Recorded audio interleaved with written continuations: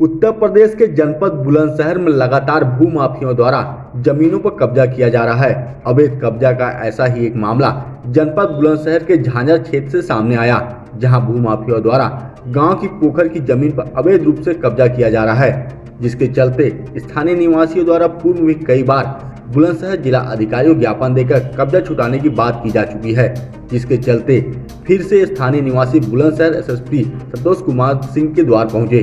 झाझर का ही मूल निवासी हूँ और मैंने अपने जीते जब से मैंने जन्म लिया है और जब से मैं यहाँ पोखरी देखता आ रहा हूँ। और यहाँ बताया जाता है बुजुर्गों के द्वारा कि पहले कभी 60 बीघे का पट्टा मछली पालन के लिए कुछ दिन के लिए पोखर को रेंट पर दे दिया गया था। उसका नाजायज फायदा उठाते हुए उसने उसको बेच दिया, जबकि कोई भी ऐसा सरकारी जो पट्टा होता है एक व्यक्ति विशेष के नाम 60 बीघे का पट्टा नहीं हो सकता, ये कानून भी है।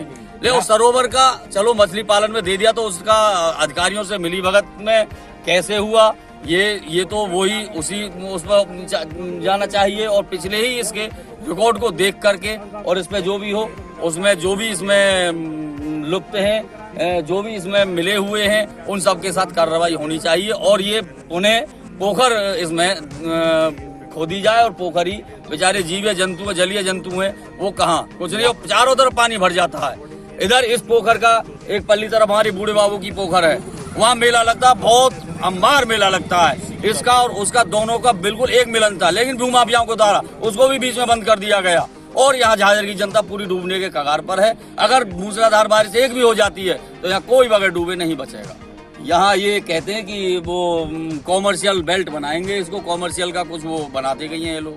स्थानीय निवासियों का कहना है कि जिला अधिकारी बुलंदशहर द्वारा स्थानीय निवासियों को आश्वासन दिया गया था कि अब भूमाफियाओं का पोखर की जमीन पर कब्जा नहीं होगा, लेकिन उसके बावजूद भी जब स्थानीय निवासियों द्वारा मौके पर पहुंचकर देखा गया तो वहां पर भूमाफियाओं द्वारा पूर्ण रूप से कब्जा किया जाने का प्रयास किया जा रहा है। झाझर से 478 रकबा है जो लगभग 80 बीघे के आसपास है, सरोवर दर्ज है। प्रकरण है कि इन्होंने एक पट्टा हुआ था जो जिसका कोई भी रिकॉर्ड नहीं है। ये हुआ था अजमल खां को, ये हुआ था सन 62 में। अब इसका कोई भी पत्रावली दफ्तर दाखिल नहीं हुई है, ये बाला ही बाला हुआ था और उन्होंने बेच दिया।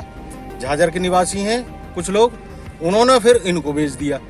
मूल निवासी नंगला केसरी झाझर, मेरा गांव नंगला केसरी झाझर डिस्ट्रिक्ट बुलंदशहर का पीएस कपूर का एरिया है, तहसील सिकंदराबाद में आता है।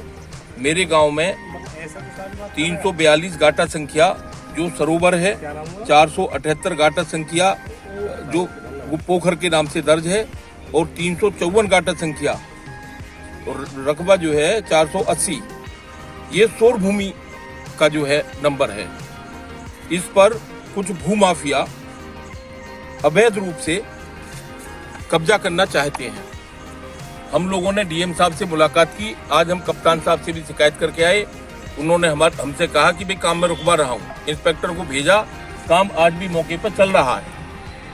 भूमाफिया कौन है, क्या नाम है? भूमाफिया एक तो है भूमाफिया, ये सारे मैंने जो एप्लीकेशन डीएम साहब को दी है, एसएसपी साहब को दी है, उसमें सबके नाम खोले गए, जिनमें हरिंदर पुत्र चिरंजीव, सुधांशु पुत्र रामकिशोर, नारायण स्वामी पुत्र पद्मा नारायण, संदीप गुप्ता, एसके गुप्ता, अंकुर मित्तल पुत्र कुंवर सेन मित्तल, मुकेश जैन पुत्र सुरेश चंद जैन उक्त पोखर की भूमि पर अवैध रूप से कब्जा कर रहे हैं। जबकि कमिश्नर साहब का स्टे जो 18 में ऑर्डर हुआ, 18 में वो प्रभावी हुआ।